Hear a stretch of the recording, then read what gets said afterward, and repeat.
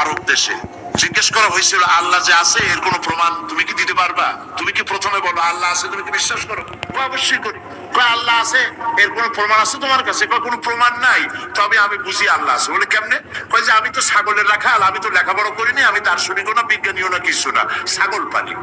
আমি চিন্তা করি ছাগলে খায় ঘাস আর পায়খানা করে কতগুলো ক্যাপসুলের মতো ট্যাবলেট, আল্লাহ যদি না থাকবে এগুলো হয় কেমনে? ওর মাথা যেমন ও বুঝছেও তেমন। কথা বুঝতে পেরেছেন? ছাগলের রাখাল ছাগলের পায়খানা দেখা ওর মনেও চিন্তা আসে নিশ্চয়ই কেউ পরিকল্পনা করে এরকম করে। কিন্তু ইউনিভার্সিটিতে কিছু সংখ্যক শিক্ষক আছেন জনগণের 12 কোটি মুসলমানের পয়সা দিয়া বেতন খায় আর বলে আল্লাহ নাই। একজন তো এই কথা কয়ে মরিয়ে গেছে। মরার সময় বেচারা বুঝতে পারছে যে কবরে গেলে দশাটা কি হবে, সেই জন্য কবরে যাব না। বলে দিল আমার দাফন করবে না, কাফন দিবা না, জানাজা দিবা না, এমনি নিয়া ফেলাইছো। তারপরে কি বলে মেডিকেল কলেজে দিয়ে দিও, ছেলেরা আমাকে অপারেশন করিয়া কাটা সেরা করিয়া অপারেশন শিখবে। তার ওসিয়ত অনুযায়ী কাজ হয়েছে, এত বড় বুদ্ধিজীবী তো তার ওসিয়ত তো শোনাই লাগে। ওর কাফনও হয় নাই, দাফনও হয় নাই, গোসলও হয় নাই, কপালে নাই, কি হবে? তারপরে থুইছে বার্ডেমের মধ্যে কিছুদিন পর তাকে পাঠানো হয়েছে মেডিকেল কলেজে। মেডিকেল কলেজের ছাত্ররা যখন শুনলো যে ওই লোকটার লাশ আসতেছে, ওরা দাঁড়ায় বলছে আল্লাহর হস্তে মাপ চাই। এই হুজুর এখানে আনবেন না, উনি বেঁচে থাকতে আল্লাহরে অস্বীকার করছে। এখন ওনারে কাইটা যদি আমরা অপারেশন শিখি তাহলে যে রুগীরে ধরবো যাও বাঁচবে ওইটা মরবে, কাজী এদারে ফিরাও। এরপরে নিয়া কোনো জায়গায় নিল না, আবার নিয়া বার্ডেমের ডিপ ফ্রিজের মধ্যে রেখে দিছে। আমার এখন চিন্তা হয়েছে যে এই লাশটারে যদি এখন রাস্তায় ফেলায় দেয় কুত্তাও খাবে না।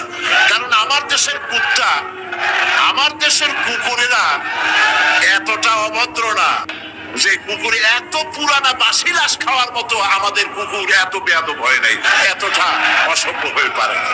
কাজী আল্লাহর সাথে যারা নাফরমানি করে আল্লাহ এরকম দেখান, তবে এগুলি বুঝবে কারা? বুঝবে কারা?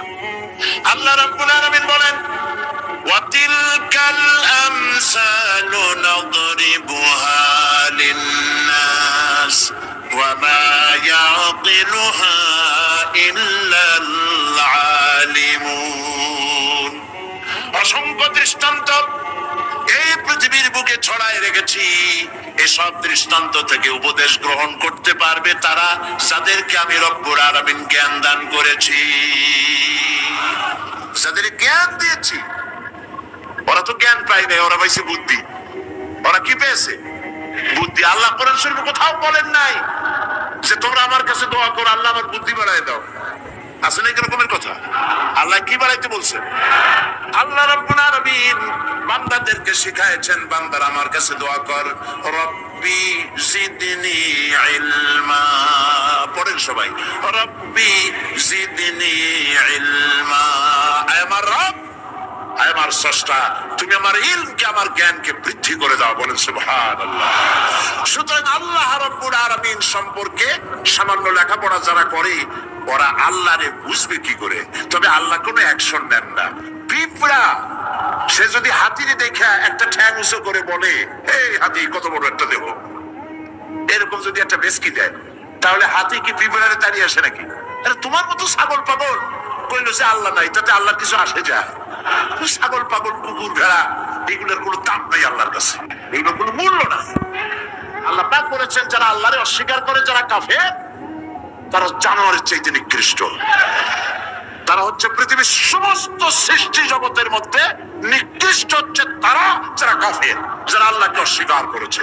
দেখুন কোরআন শরীফে আল্লাহ পাক এক জায়গায় বলেছেন আমি মানুষ এবং জিনেদের মধ্যে এক শ্রেণীর মানুষ আর জিনকে তৈরি করেছি জাহান্নামের জন্য। জাহান্নামের জন্য তারা তৈরি হয়েছে। তারা লাহুম কুলুবুন লা ইয়াফকাহুনা বিহা, যাদেরকে অন্তঃকরণ দিয়েছি, এই অন্তঃকরণ দিয়ে সব বুঝলো, এই বিবেক দিয়ে সব বুঝলো, কিন্তু আমারে বুঝলো না, আমার সৃষ্টি বুঝলো না।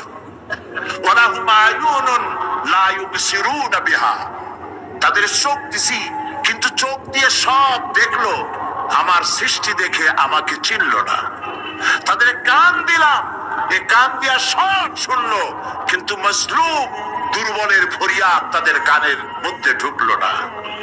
উলাইকা কাল আনআম, আল্লাহ পাক বলেন এগুলি হলো চতুষ্পদ। কি কোন আপনারা বলেন কি?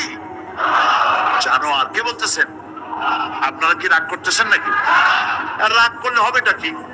সৃষ্টি যিনি করেছেন এই পদবাচ্যে বেশিরভাগকে বলছেন বিবেক দিলাম আমাকে চিনলে না, চোখ দিলাম আমার সৃষ্টি দেখে আমাকে উপলব্ধি করলে না, হেদায়েত পেলে না, কান দিলাম হক শুনলে না, উলাইকা কাল আনআম, মালিক চেনো নাই, কাজী তুমি হচ্ছ চতুষ্পদ জানোয়ারের মতো।